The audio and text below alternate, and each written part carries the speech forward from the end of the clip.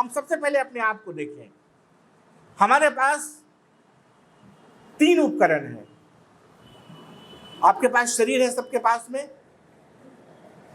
जिसके पास नहीं है वो कह सकता है मेरे पास शरीर नहीं है, कोई गलती नहीं, आप एकदम बोल सकते हैं कि सर मेरे पास शरीर नहीं है।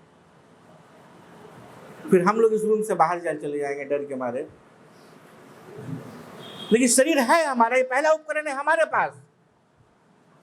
इस शरीर को चलाने के लिए आप आदेश देते हैं, जबकि बात उल्टी होती है। शरीर ही हमको आदेश देते रहता है कि खाने के लिए कुछ लाओ रे, देखने के लिए कुछ लाओ रे, सुनने के लिए कुछ लाओ रे, छूने के लिए कुछ लाओ रे, सूंघने के लिए कुछ लाओ रे। शरीर ही हमको आदेश देता है। फिर भी मान लेते हैं कि मन शरीर को आदेश देता होगा शायद।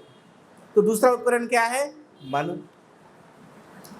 अब उस मन का एक सूक्ष्म अंग है जो हमें निर्णय की शक्ति देता है, जो बाद में समझेंगे हम लोग, वो है बुद्धि।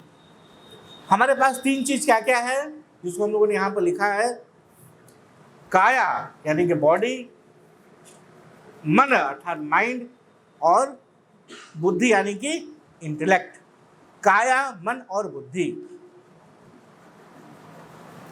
ये 3 यदि हम समायोजित कर लें, समायोजित अर्थात तीनों पर यदि हम नियंत्रण रख लें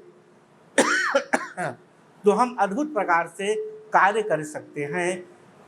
ये बहुत साधारण सी बात है, बहुत साधारण सी बात है कि हम अपने शरीर से जो काम लेना चाहते हैं यदि वो काम वैसा करने लगे अनुशासित तरीके से, मन को जैसा हम रखना चाहते हैं वैसा मन होने लगे, और बुद्धि हमारी जैसी होनी चाहिए वैसा होने लगे, तो हम अच्छे इंसान हो जाते हैं।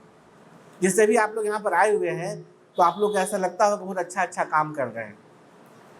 और जो लोग आपके अभिभावक भी आएंगे देखेंगे हाँ अच्छा है, इसका शरीर एक अच्छी जगह गया, वहाँ अच्छी बातें वो सुन रहा है।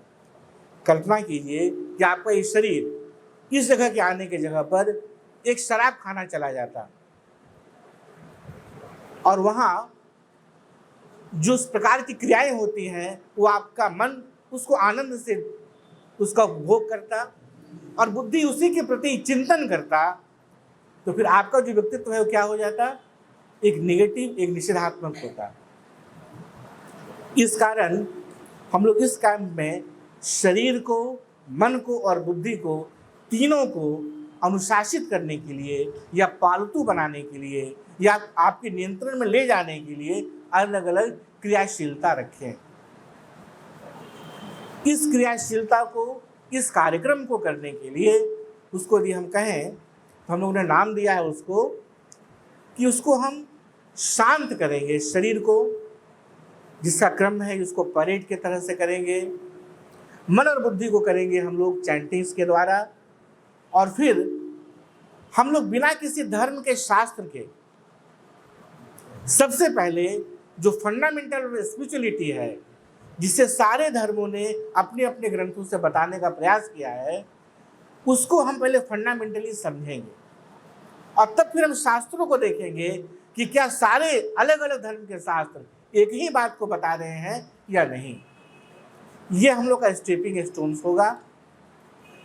अभी इसके बाद ये केवल और केवल इंट्रोडक्शन है, भूमिका है कि क्राइसिस क्या है, ये संक्षेप में कहें हम लोग तो क्राइसिस हमारे पास यह है कि हमारा समाज अलग अलग पंथों में विभाजित होकर के आपस में ही लड़ रहा है, और ये आज से नहीं है, ये बहुत जमाने से है, और उसके पीछे कारण है धर्म।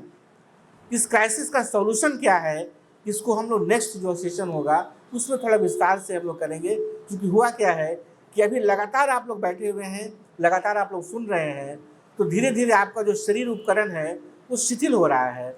मन कह रहा भैया आप तो सो ही जाते हैं, बुद्धि कह रहा कहाँ आके फंस गए, तो थोड़ा सा उसको हम लोग हिलने डुलने का कार्यक्रम देते हैं।